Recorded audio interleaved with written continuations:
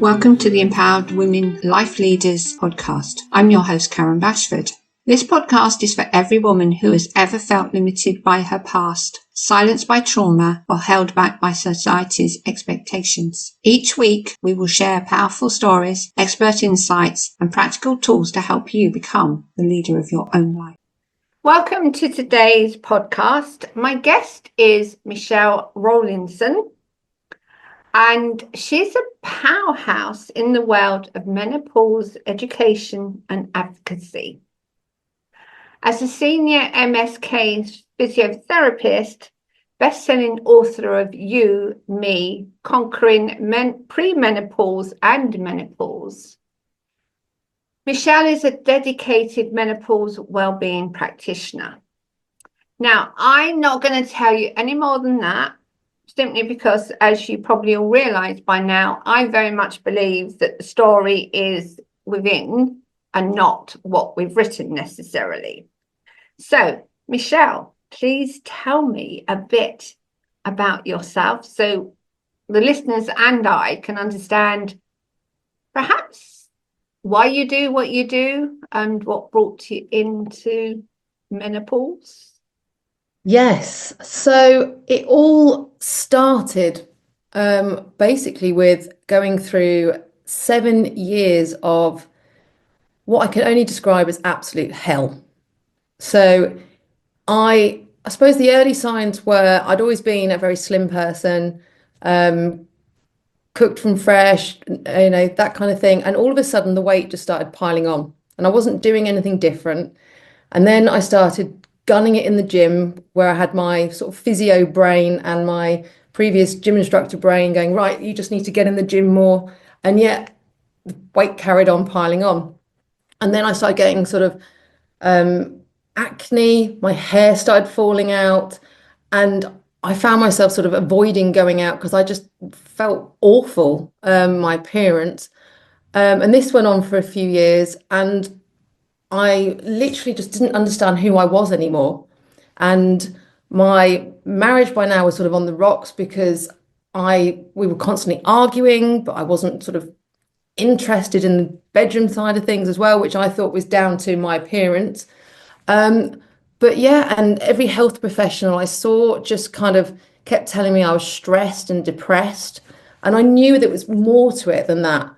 But I think the worst part was I actually thought I had onset dementia because Lord, that's awful. I know, because I would look at my diary and I would get to the waiting room and I couldn't remember their name. And it was fine if I'd already treated them before because I didn't forget their face. But if it was a waiting room full of patients and I hadn't seen them before, I'd have to go up to like the reception and go, I'm just checking something.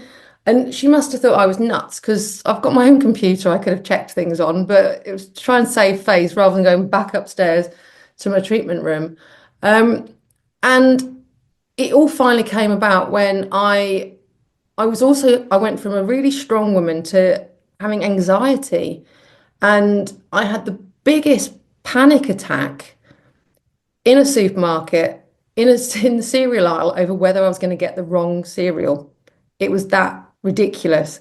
And I had to leave my shopping and I literally ran out and I just sat in the car with like my heart pounding through my throat, tears rolling down my face. And I was like, this is not normal. This is not normal. There is something seriously wrong with me. Because there was lots of other symptoms, like I thought I had heart palpitations and all sorts of things going on. And I'd never heard of the word perimenopause. Never heard of it.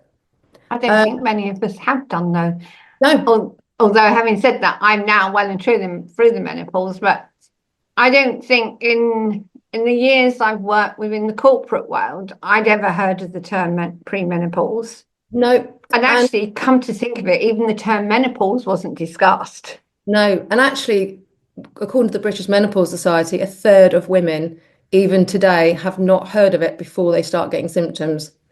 And that was when I was Googling and searching. I don't always recommend Mr. Google, but and that was when I came across the word perimenopause, and it was like a weight off my shoulders because I was like, oh, it's a thing. It's natural. I'm not going to die. Just that alone made me feel better. Um, and then the more I researched, the more I then found that certain diets can massively reduce symptoms, but we're not told. So that led to me writing my book, You, Me, Conquering Perimenopause and Menopause, which has got recipes in it, because I also found when you Google these recipes, they're all American ingredients or expensive Amazon ingredients or ingredients with names this long that you look at it and go, "Oh, no, not for me." So I wanted to make something that was simple, that women could easily stick to, that are adaptable for the whole family, because let's face it, you don't want to be cooking 3 different meals either. But that went bestseller in hours, and suddenly women were asking me for advice. So I thought, oh, I better get qualified in this. And it all just spiraled from there. I then realized that 1 in 4 women lose or leave their job, including me, because of menopause symptoms, because I didn't feel good enough anymore. Despite having patients requesting me personally, I was like, I can't do this. I'm not good enough. So we're losing senior women in businesses because they suddenly, even speakers, you even heard of the MP where suddenly, having a hot flush on stage or while you're speaking can be really embarrassing and debilitating, or brain fog that you suddenly can't remember what you were going to say. So that's what led to me wanting to do my menopause awareness workshops for businesses. But then I realized it's health professionals as well, not just GPs that aren't trained in it. As a physio, I knew that women were predisposed to frozen shoulder, tendinopathy, joint pain, 40 plus, but I didn't know why. Interesting, isn't it, that we are aware of all these potential symptoms, but nobody bothers to tell us what's the likely cause of them. Or actually, there is nobody, although that's, I understand, is changing. Certainly, when I started going through the menopause, it was a case of, well, there's nobody to ask. Mm. I didn't trust doctors anyway, simply because of an incident that happened earlier. But there is nobody to ask. Even now, it's hard to get doctors to really appreciate what women go through. Even women doctors do not necessarily know, because they don't always get the same symptoms. None of us get the same symptoms, and it impacts us at different times. So what you're doing is desperately needed, for which I'm sure so many women will be saying thank you. But I'm also very much aware that, as you said yourself, you were arguing with your partner, but didn't understand why, because there was no real explanation. You just knew something had changed and you'd become really irritable. Well, I mean, it didn't help that we got married practically the year that perimenopause started. So, unfortunately, I think he thought that he'd just married a crazy woman. So the marriage didn't last. But equally, like I had like this voice in the back of my head when I was like shouting, going, "You're out of order," but you can't stop. No. You can't stop. Literally, the argument just has to run its course. And I mean, thankfully, I'm with a new partner I've been with for 6 years, and because I had more awareness when we sort of got together, it meant that I could communicate with him. And so he actually had a chance to be supportive. I mean, my ex-husband didn't have a chance because I didn't know what I was going through. So how on earth was he supposed to be able to be supportive?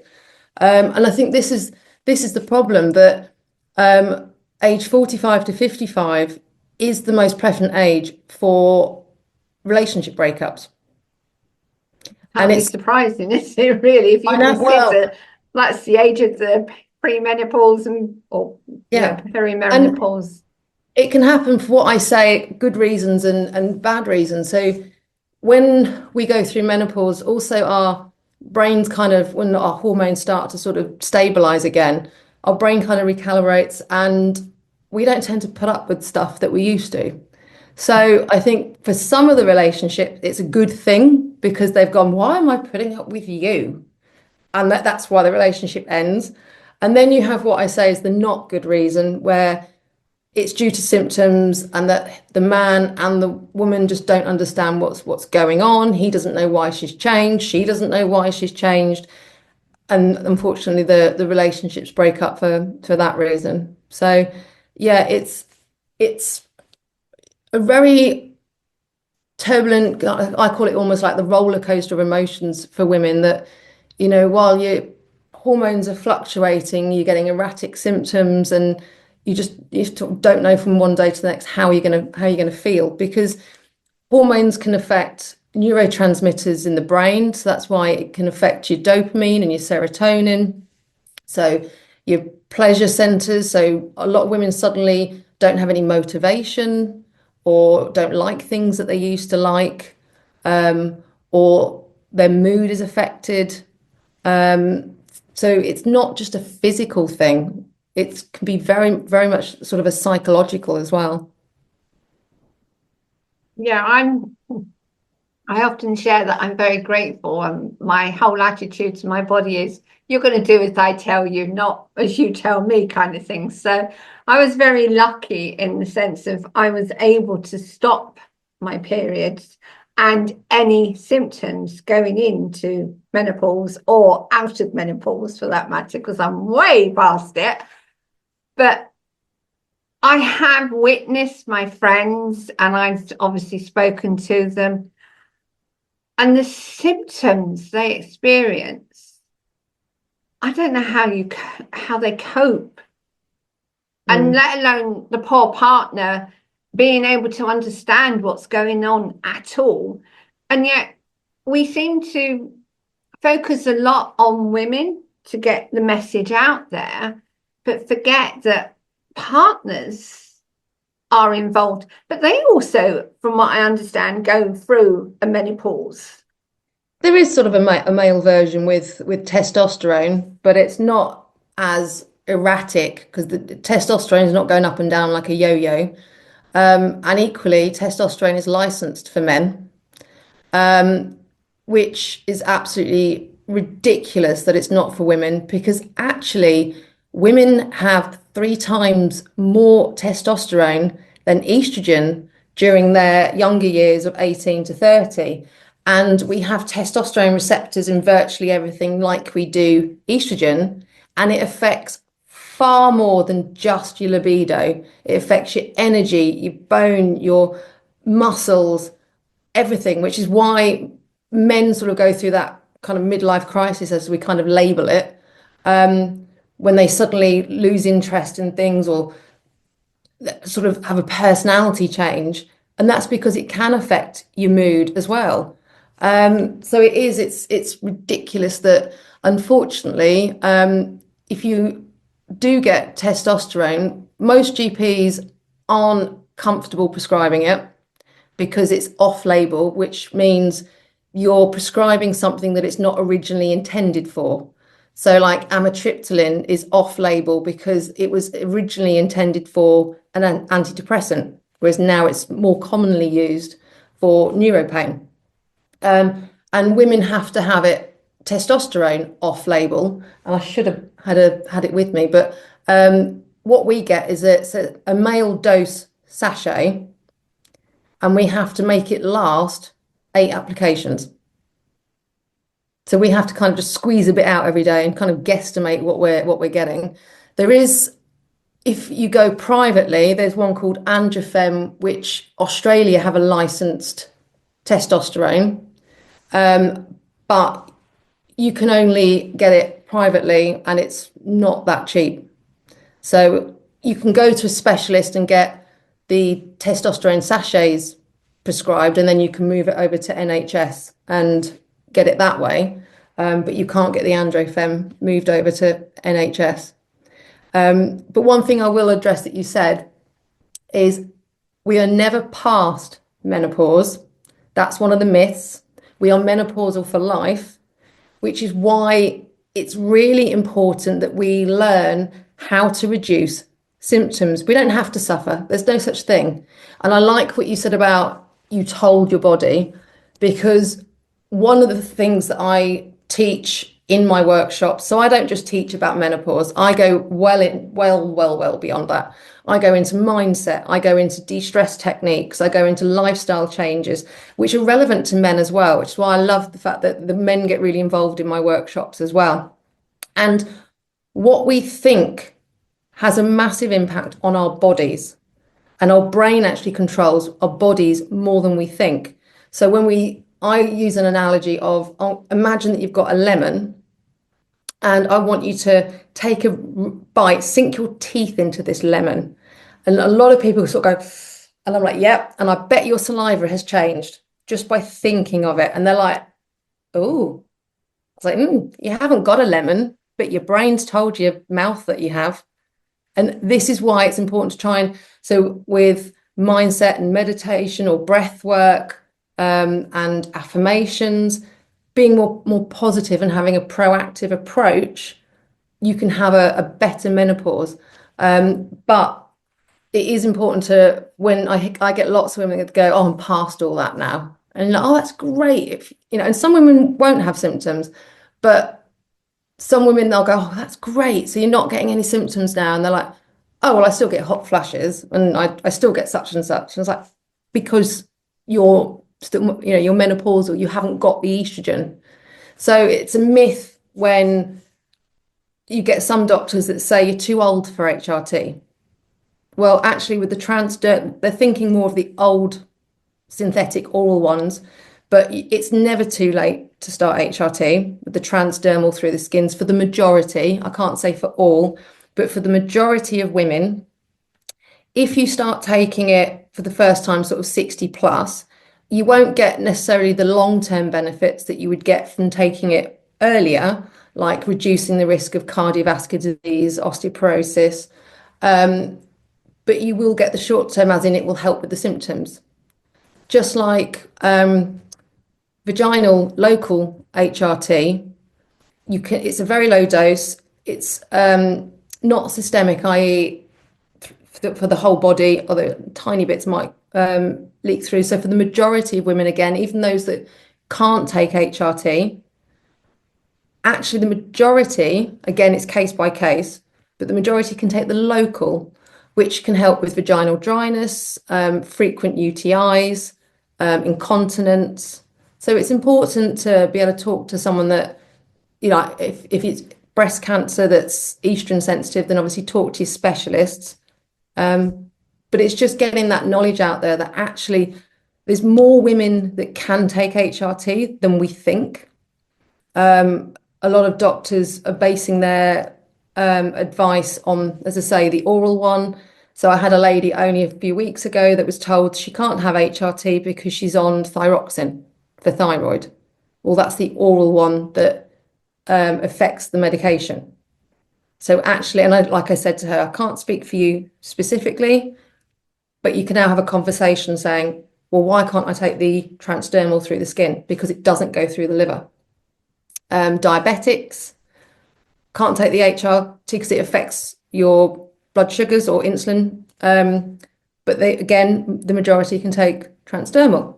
Or if you've got a history of clots or obesity or strokes, again, the majority can. So it's just being able to have that knowledge. You can then have a better conversation with your doctor to say, for me specifically, what can I and what can't I sort of have? So it's basically knowledge is power when it comes to menopause. I think knowledge is power for anyone when regards their own body, and understanding your own body to even start with is a good step to go from. I know from experience that once I started to recognize how my body was behaving in certain circumstances, I could then start taking actions to rebalance. Like, I can't take any drugs at all. So for me, it's always finding an alternative, a natural alternative that I can take. And yet, it's interesting, isn't it? We have a medical profession that spends millions and billions of pounds on drugs, yet they won't do the things that basically can help a woman get through the menopause. Mm. And this is why I've been very lucky. I've been able to train trainee GPs 2 years in a row, and been invited back next year. And I, again, I started because I found on the first cohort there was a couple that were like, oh, this is not relevant for GPs. And so I kind of worded it differently this year because I was like, just because you can't prescribe these things, you need to have a knowledge because you're the first port of call that women are asking for advice where to be directed to. So saying to a woman, go and exercise is not helpful because certain exercise can actually make it worse, like I found personally. And their faces actually were like, oh, it's like, yes, high intense exercise because it raises your cortisol, which your body will prioritize your stress hormones over your sex hormones. So you could actually be giving them the wrong advice saying, go exercise, because we all think of exercise as, right, I'm going to go and gun it in the gym. So you want to be doing more low to moderate exercise like Pilates, swimming, walking, particularly walking, because if you walk for 15 minutes after you eat, that helps lower your blood sugars. So if you're, and menopause, many women get diagnosed with pre-diabetes. So that's a way of helping reduce your blood sugars is just go for a walk. Telling women to eat healthily. Well, What's healthy? and equally, histamine, so hormone imbalances are really common during menopause. And actually, some women can be histamine intolerant. And there are certain foods that you wouldn't expect to be high histamine, like spinach. So when you think of eating healthily, you could have a woman that goes, right, I'm going to eat a ton of spinach because I know it's good for me. And if she's got symptoms of like sudden allergies or intolerances, that can be making it worse. So again, this is why I sort of try and explain to the doctors that having this knowledge, you're not a nutritionist. You're not going to be giving them full on advice on foods, but you can at least point them in the right direction for them to go and do their own research or go and see a nutritionist that specializes in such and such, or because again, a lot of personal trainers, this is something that I'm also keen on getting them trained because a lot of them are giving women poor advice as well because they're treating them as women with the same exercise type regimes as when they were younger, and their bodies just don't respond the same.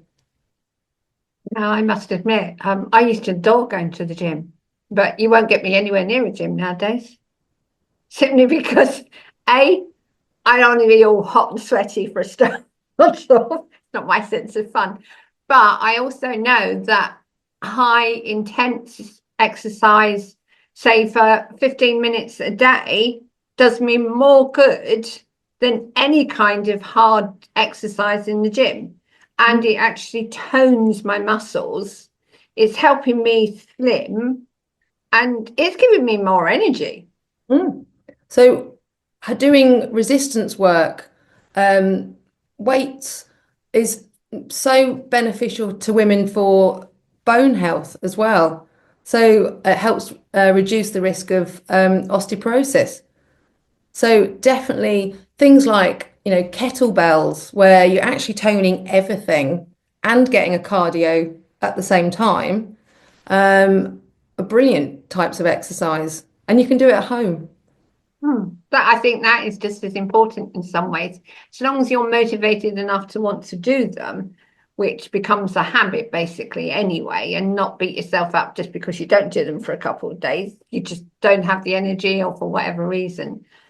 But I find that doing it at home means that if I've got a rough day, I haven't got to think, how do I look? I'm going in with other people and I've got to be good and all the rest of it. It doesn't matter because I know from my friends, as I say, I have seen them and they have been, excuse the language, looking shit.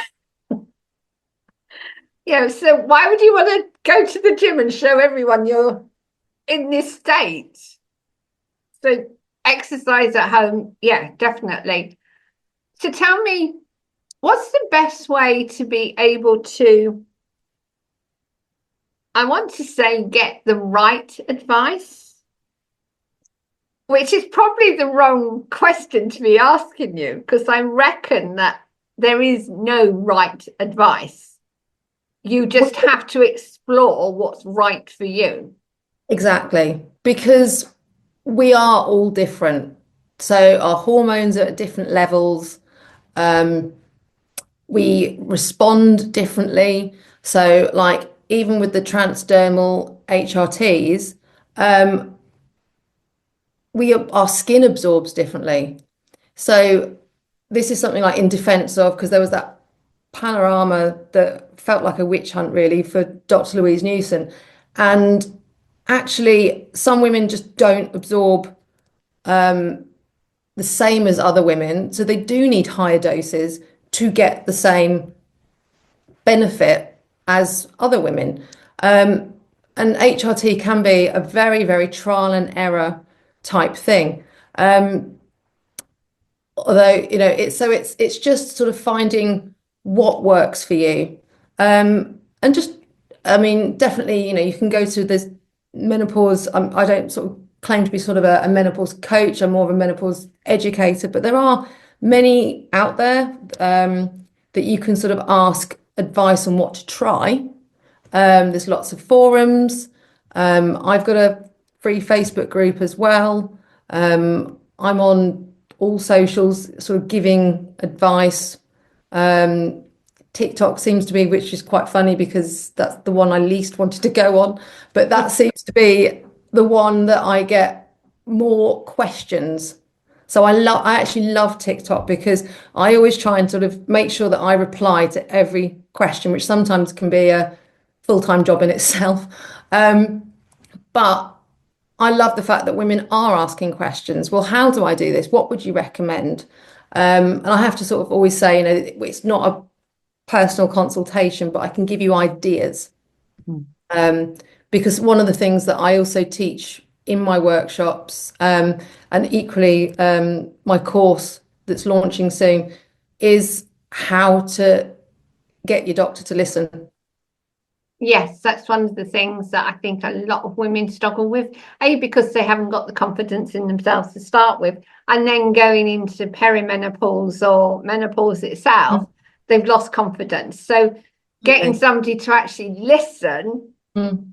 is hard work, and we quite often give up simply because it's just too much. Like, I just can't be Exactly. bothered. And I've literally just recorded one of the lessons, which is exactly what I speak about, is that women that just feel dismissed or confused, and means that they then are less likely to go back and try. And it's so important to have that knowledge that you can go, well, take in some literature. If these are things that I kind of advise, because most doctors have had no training in menopause at all. And even, as a physio, I didn't have any training. And it's all health professionals. When I went to see the cardiologist, all I got offered was beta blockers. And thank goodness that I turned them down. I was like, well, will I die if I take them, if I don't take them? And they're like, well, no, but you'll get the heart palpitations. I was like, well, that's fine. As long as I'm not going to die, then I don't really want to take them. I was offered antidepressants. I was, all these different health professionals. My dentist gave me a lecture on oral hygiene when I was like spending money to stop my teeth falling out, which I find shocking because we get free dental care when we're pregnant because hormones can affect our gums. So you'd think they'd kind of work out that the same hormones for menopause. But I think my problem was that I was 32 when all the symptoms started. And a lot of doctors feel that that's too young. But then again, we live in a world that's impacted by so much nowadays, and our bodies absorb everything that's in our environment, everything we put into it, everything we put onto it How do we know anything we're using is not impacting our hormones for a start off? Yeah, and there is lots. I mean, I think, we've always gone through perimenopause. I think I find it shocking it's only just sort of coming about. And perimenopause can last anywhere from sort of like a year to up to like 15 years. And the average age of menopause is 51. So you don't need to be good at maths to work out that if the average age is 51, and it can be anywhere sort of like from a year to 15 years, then it is more common than we realize for women mid to late 30s, early 40s to start having some symptoms. But it's also important to be aware that it can happen at any age. Well, yeah, because It's I've not heard age of specific. cases of children actually going through a menopause. Now, that says there's something in our environment that is causing those Yeah. shifts. Yeah, I think she was on a documentary. The youngest in the UK was 11, where she had Oh, about 6 months worth of periods and then went into menopause. Because I did have the study where she's successfully recently had, or recently, whenever the documentary was done, had IVF. So she's managed to have a child. But yeah, she was 11.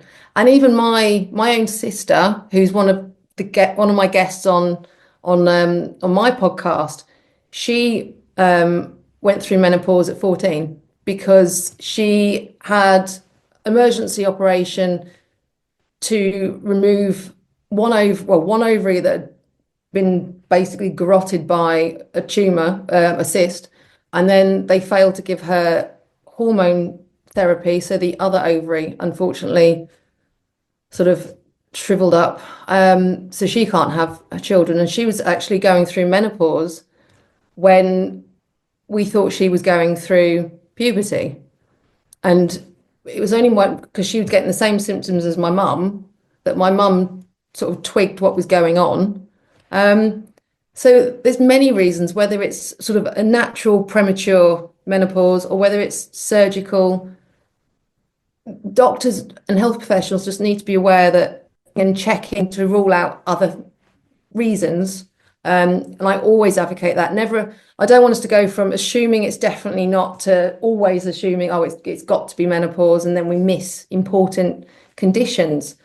But 100% it needs to be in the back of the mind because, again, and I'm not saying there are not women genuinely with fibromyalgia or chronic fatigue. I've got friends who've genuinely got it, but I do think there's a big percentage of women that are misdiagnosed because the GP's gone, you're too young for menopause, so it must be fibro, so that's what you've got.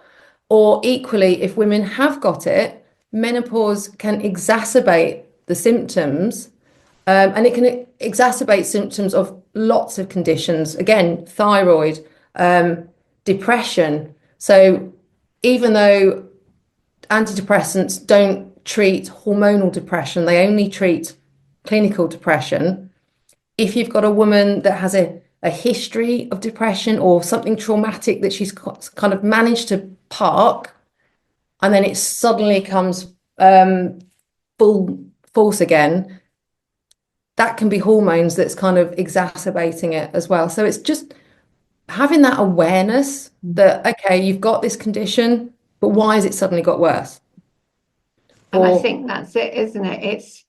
It is very much about awareness, and it's what you're trying to do with all the work you're doing. And a bit like me with trauma and abuse, it's raising that awareness that we need to be responsible for ourselves and not just continually rely on what we're told by other people or even what the medical profession assume, unfortunately, although it is getting slightly better and it will get better over time. But in the meantime, we have to be responsible for ourselves.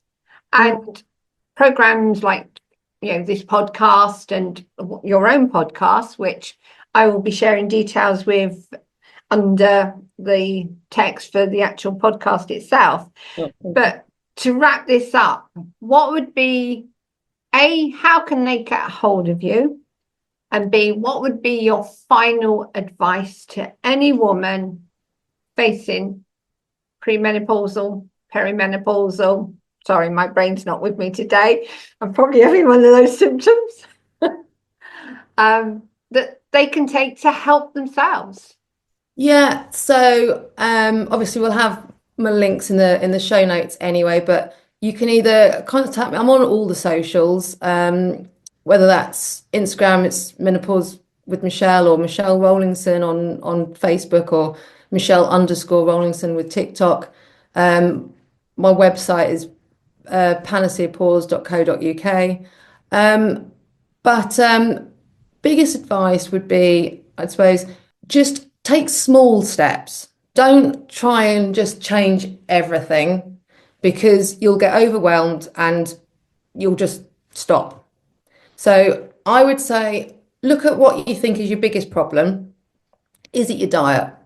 Is it your exercise? Are you drinking enough?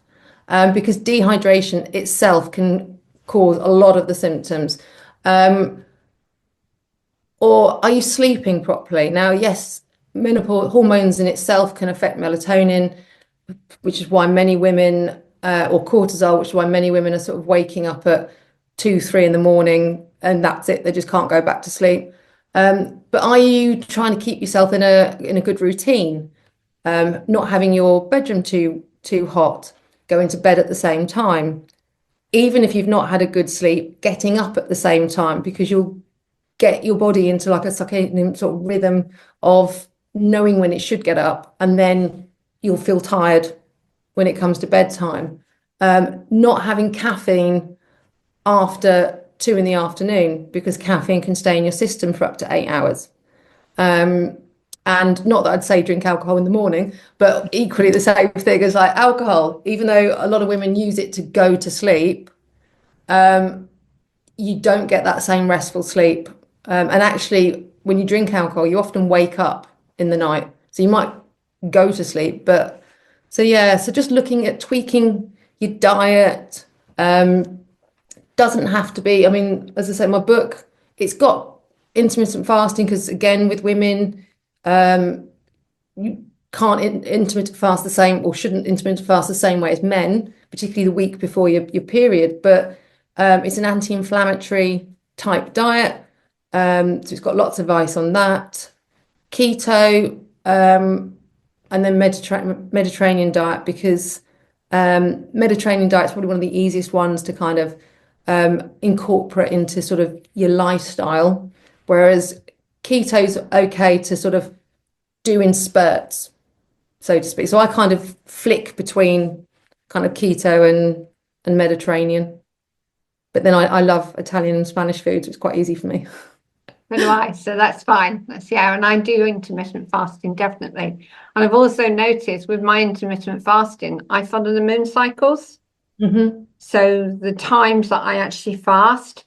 And interestingly, I've noticed that having got into intermittent fasting, I tend to not be fast about eating so much. Mm. So it really makes a difference with weight management. And also, obviously, those spikes that you will get if you eat something and it's too sugary. Mm.